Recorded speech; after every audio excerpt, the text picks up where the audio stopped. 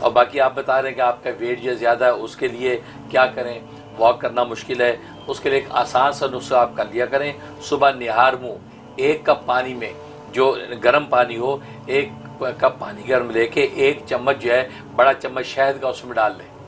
शहद डाल के उसको घोल लें और उसके ऊपर जो है सुबह तीसरा कलमा तमजीद 3 दफ़ा पढ़ के दम करें, 3 दफ़ा पढ़ के दम करें और वो उसको चुस्की लगा के उसको पी लिया करें। और उसके 20 मिनट के बाद नाश्ता करें।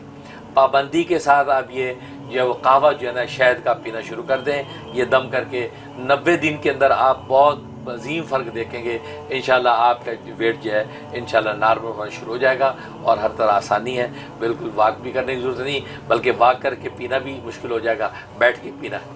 तो आप बैठ के पिए, वॉक की ज़रूरत नहीं, और बैठे बैठे वज़न आपका ख़त्म हो जाएगा। सुभान अल्लाह, माशाअल्लाह माशाअल्लाह, जज़ाकल्लाह खैर हज़रत, हर स्टेप पे रहनुमाई फरमाने का। अल्हम्दुलिल्लाह, अल्लाह कबूल फरमाए।